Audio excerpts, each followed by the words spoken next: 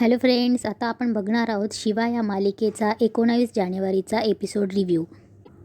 दिव्या आणि शिवा त्यांच्या बेडमध्ये असतात तेव्हा दिव्या शिवाला डिवचायचा प्रयत्न करते. तेव्हा शिवा बोलते, तू का असे वागतेस ग दिव्या? तेव्हा दिव्या बोलते, का म्हणजे मला कळतच नाही, हसू की रडू? तेव्हा शिवा बोलते म्हणजे? तेव्हा दिव्या बोलते, नाही, सकाळी तर तू एकदम आदर्श सून होतीस ना. आई आणि बाई आजी तुझ्या कौतुक करत होत्या. काळी साडी नेसलेलीस, हलव्याचे दागिने, ते नथ. आजीने फक्त दृष्ट काढायची राहिली होती. अशी छान तयार होऊन संक्रांत साजरी करायला सासरी गेली होतीस ना. मग काय झालं ग? काय झालं तिथे? तेव्हा शिवा बोलते, तुला कोणी काय बोललंय का? तेव्हा दिव्या बोलते, नाही, मला कोण काय बोलेल? तेव्हा शिवा बोलते, मग तुला कसं कळलं? तेव्हा दिव्या बोलते, तुला हकलून दिलं ना तिथून. दुसरं काय होणार होतं अजून? त्यांनी तुला नाकारलंय शिवा. त्यांच्या सणातून, त्यांच्या आनंदातून आणि त्यांच्या घरातूनही. मला माहितीच होतं तुला ते हकलून देणार आहेत. आपले कर्मच तसे आहे ना. तेव्हा शिवा बोलते, दिव्या? तेव्हा दिव्या बोलते, काय चुकीचं बोलते मी? त्यांना तर तू नकोच आहेस आणि इथे आता आईचा जीवही नकोसा करून टाकलायस तू. असं कसं करतेस ग? असं नसतं यार. तेव्हा शिवा बोलते, दिव्या तुला पण वाटतंय का मी नको होतं काही बोलायला? माझीच चूक आहे असं वाटतंय तुला? तेव्हा दिव्या बोलते, काय बरोबर वागलीस तू सांग?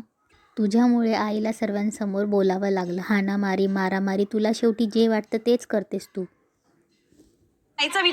आईचा विचार केलायस का तू कधी? त्यावेळी नशिबाने कसं बसं तुझं लग्न झालं होतं. आईला जरा बरं वाटलं, पण ते पण तुला टिकवता आलं नाही. आता तुझ्या या स्वभावामुळे आई तुला शपथ घ्यायला लावते, ते पण तू किती टिकवणारेस माहिती नाही. तू नाहीच सुधारणार आहेस शिवा. आतून बाहेरून जशी आहेस ना तशीच राहणारेस आणि त्याचा त्रास सगळ्यांना होतोय. तेव्हा शिवा तिथून निघून जाते रागाने. शिवा गेल्यावर दिव्या बोलते, माझ्या वाटणीचं सगळं तुला मिळालं आहे ना. आता जोवर तू ते सोडत नाहीस तोवर मी तुला असाच त्रास देणार आहे. तुझं जगणं नकोसं करणार आहे मी.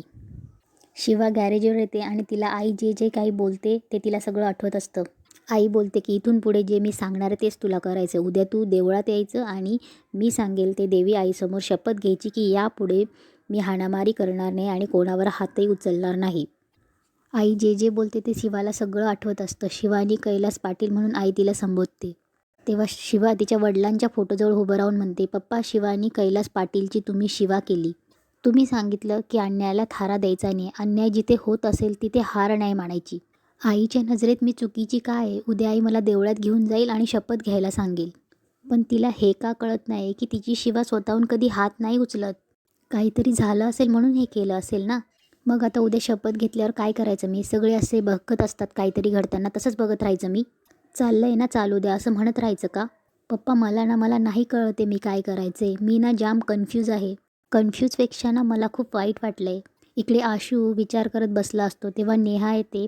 तेव्हा आशू नेहाकडे बघतो आणि बोलतो, नेहा ये.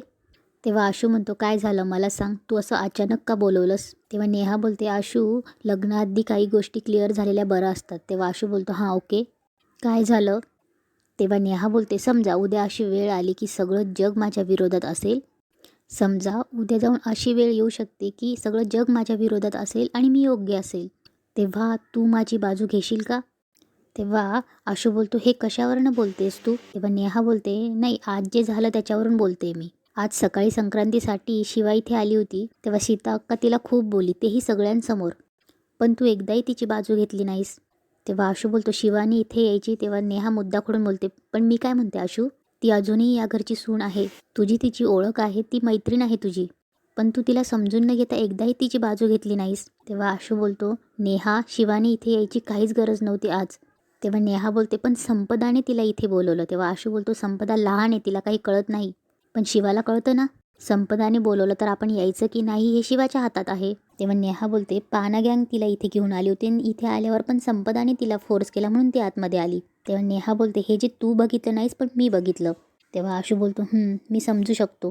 तेव्हा नेहा बोलते, उद्या जर माझ्या बाबतीत असं झालं तर? तेव्हा आशू बोलतो, असं नाही होणार. तुझ्या बाबतीत नक्कीच नाही होणार आहे, मी प्रॉमिस करतो. काय, शिवाचं आणि माझं एक वेगळं इक्वेशन होतं आणि शिवा अतिशय अनप्रेडिक्टेबल आहे. तिच्या डोक्यात काय चालतं हे मीही नाही सांगू शकत.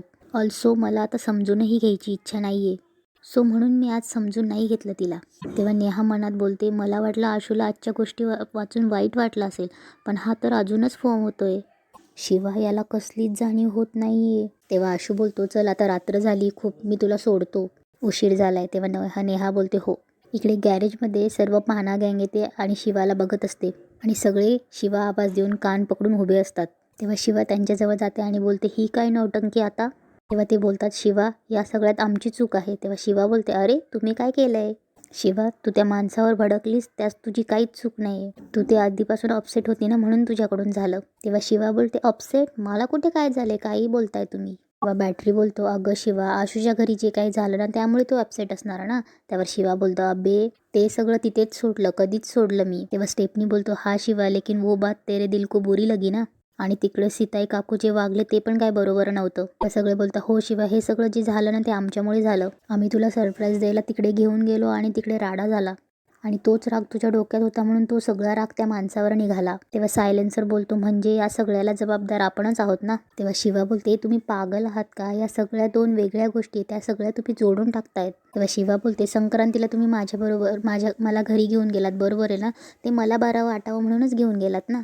आता तिकडे काही राडा होणार आहे मला माहीत होतं. स्टेपनी तुझा इरादा काही चुकीचा होता आणि राहिला प्रश्न त्या माणसाचा तो तर डोक्यात गेलाच आहे माझ्या. अरे आयुष्यात कधी आपण रिपेअर केलेल्या गाडीला कधी क्रॅच आलाय का.